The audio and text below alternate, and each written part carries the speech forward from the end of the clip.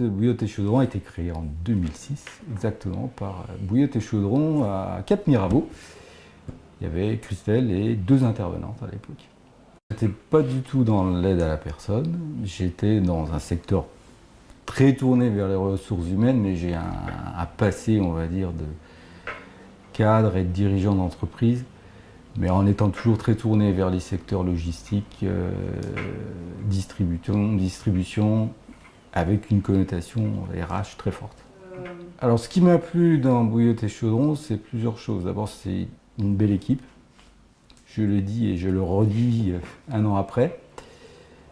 Ce qui est fondamental dans ce métier-là. Hein. C'est une équipe soudée, c'est une équipe qui est très ancrée sur le territoire et avec un bel esprit. Ensuite, c'est un bel outil de travail, puisque mon prédécesseur a fait un bon travail. Pour une entreprise de cette taille, j'ai été surpris de trouver une entreprise structurée, ce qui n'est pas forcément le cas sur ce secteur. Et puis bon, moi j'avais une forte appétence pour le social, parce que j'ai fait du social quand j'étais beaucoup plus jeune, mais vers des populations. J'ai fait de l'animation de quartier, j'ai fait de la visite de prison, donc j'étais quand même dans le social dans ma jeunesse. Voilà, donc retour un peu aux sources. On a donc 3 activités les plus connues.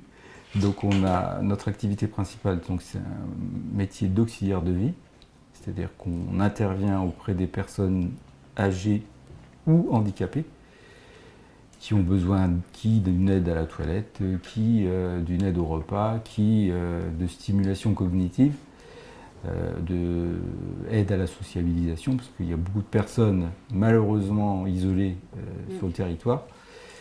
Donc on revient en aide dans ce champ. Ça, c'est notre activité principale.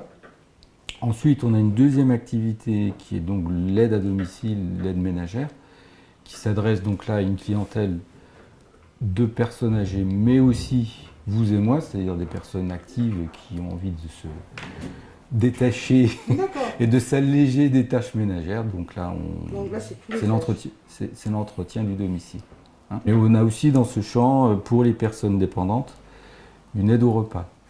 C'est-à-dire que là, plutôt que de se faire livrer les repas, les personnes bénéficient de l'aide de nos salariés, sachant qu'on a un parti pris chez Bouillotte depuis le début et que moi je prolonge et que j'améliore, autant que faire se peut, qui est de faire avec et de faire faire aux personnes, non pas de faire à la place d'eux.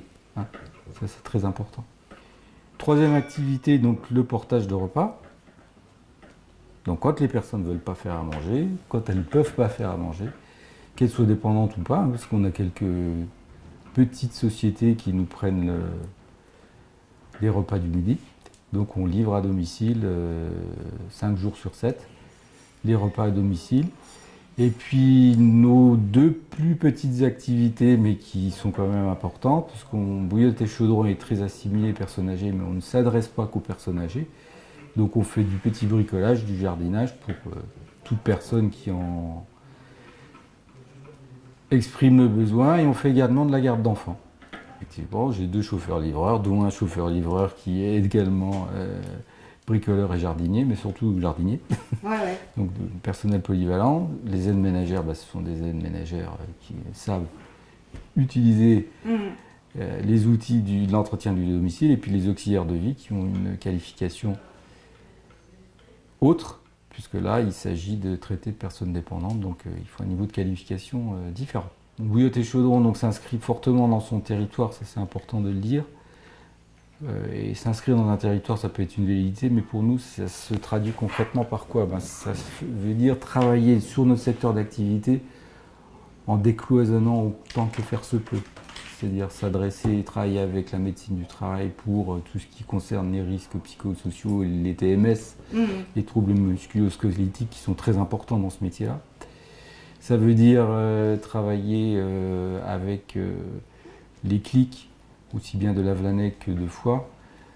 Notamment, nous allons, à la fin de ce mois-ci, démarrer des ateliers de formation avec le clic de Foix et qui seront étendus, j'espère, au clic de Lavelanet.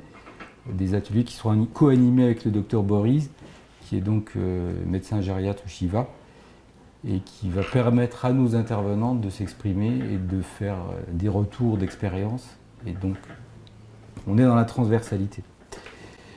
Ensuite, nous lancerons à la rentrée des tablettes cognitives, c'est-à-dire que nous allons, dans un premier temps, au domicile des personnes, les aider via les nouvelles technologies, hein, c'est-à-dire utiliser des tablettes tactiles qui vont les aider à faire des jeux de stimulation, des jeux de maintien de l'autonomie, de la dextérité.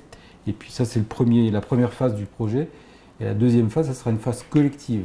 Donc là, on va aller voir nos bénéficiaires et être dans le lien social. C'est-à-dire qu'on va faire des ateliers collectifs de 6 à 10 personnes. Il est probable d'ailleurs qu'on sollicite la mairie, parce qu'on va être dans le lien social. Il y a beaucoup de personnes isolées, malheureusement, à Lavelanet, à Foix et en Ariège. C'est le territoire rural qui veut ça aussi, mais c'est aussi le grand âge. Donc notre travail, c'est de rompre l'isolement,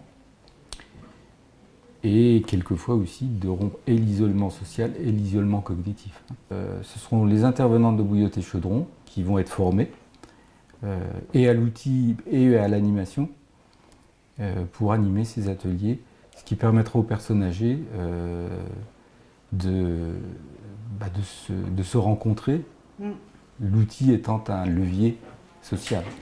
Il ne s'agit pas de faire de la technologie, c'est pas le sujet. Il ne s'agit pas de faire des ateliers informatiques, c'est pas du tout le sujet.